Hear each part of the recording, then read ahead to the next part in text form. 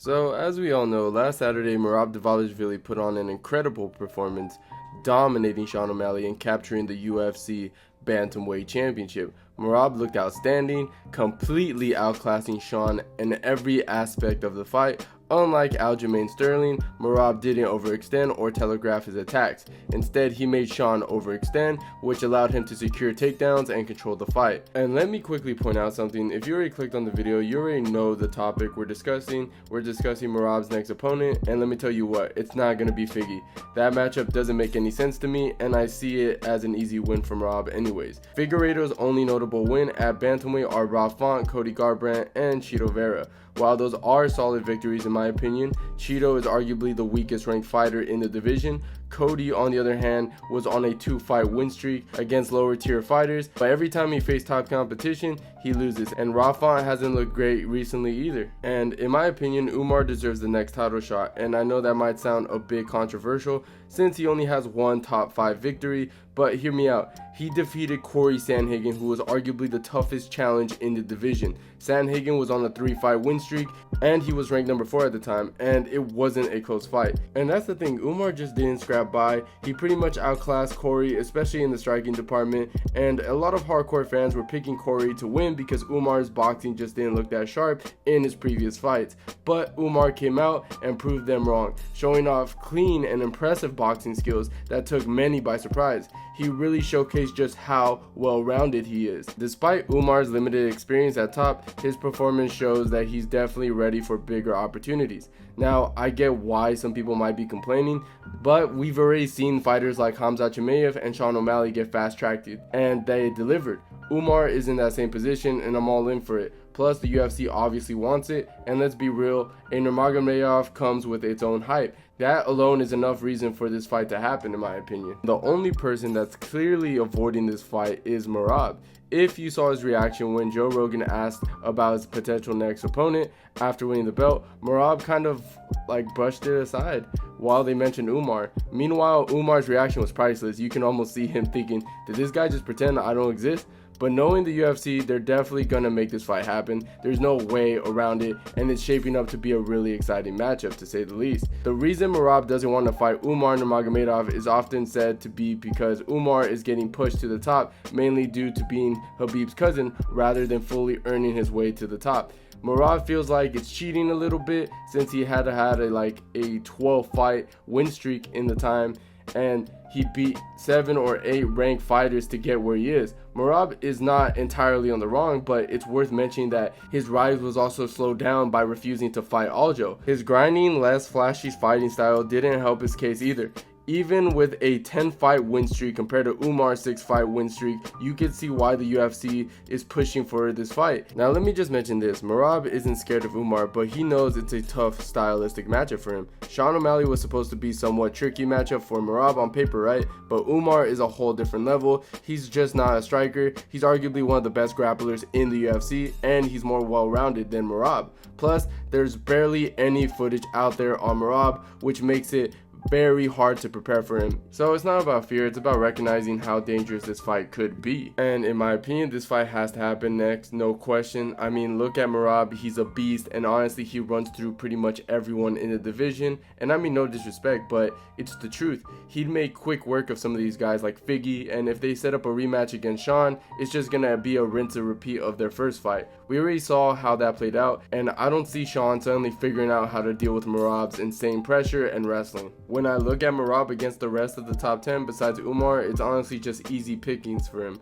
He's got the cardio, the wrestling, and the relentless pace to overwhelm anyone in that division.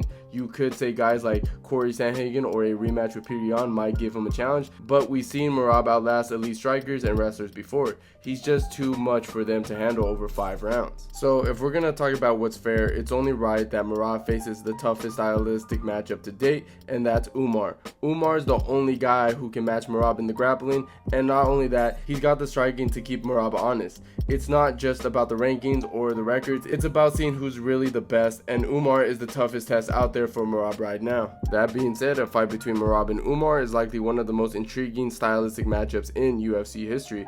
In almost every fight except for the one against Sean O'Malley, Merab has struggled with managing distance. We've seen him get rocked by fighters like Henry Cejudo and Marlon Vera. However, it seems like he learned how to manage that aspect of his game, possibly due to his aggressive style or simply taking the fight with Sean more seriously. But trying to use that wrestling advantage against Umar is very interesting, mainly because Umar is obviously the cleaner grappler or wrestler, I would say, than Merab. I believe Umar has better submissions, better back takes, better control, but in the same time, I just don't think Merab has to be the better grappler.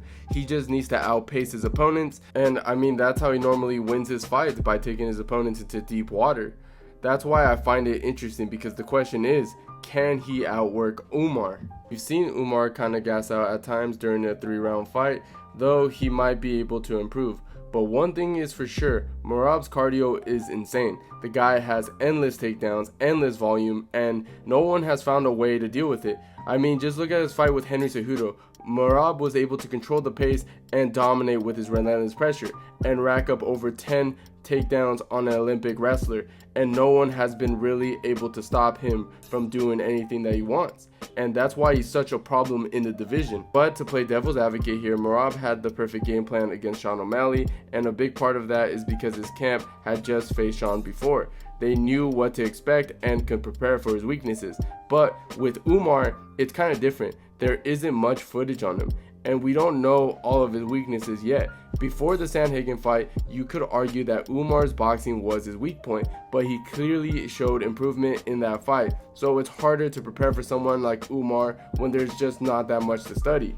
And as tough as Merab's defense is, probably thanks to that big dome of his head, Sean still managed to land a bunch of body shots, especially with teeps. By the 5th round, Sean even hurt Merab pretty bad. Now, Umar is definitely not going to shy away from the grappling exchanges, so I can see him mixing in plenty of kicks. And honestly, I think Umar is going to find a lot of success with those. And Merab might need to cover more than just that giant noggin this time around. Man, picking a winner for this fight is tough though. I mean, Umar is huge for that weight class. Like, he's as buff as a fridge that hit the gym and never skip leg day.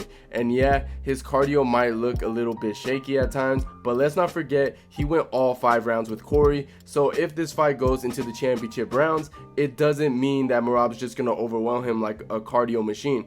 It's a really 50-50 toss-up at this level, and that's what makes it so exciting. You've got two guys who can go toe-to-toe, and it's gonna be like a chess match. I'm probably gonna lean slightly towards Umar, mainly because of the element of surprise. What I mean by that is that there's not much footage on him to compare him to Merab, so he's a bit more of a wild card if you ask me. I also think the wrestling might cancel each other out, forcing them to stand and trade for a good chunk of this fight. And when it comes to the grappling, I think Umar will edge out most of the exchanges. Overall, it's gonna be a super close fight, like really competitive, but I see Umar barely pulling off the unanimous decision. Overall, it's a fun stylistic matchup that the UFC should definitely make happen next. But what do you guys think? Let me know if you're into it or not in the comments down below. And if you enjoyed the video, don't forget to hit the like button and subscribe to the channel if you haven't already. And as always guys, I'll catch you guys on my next one.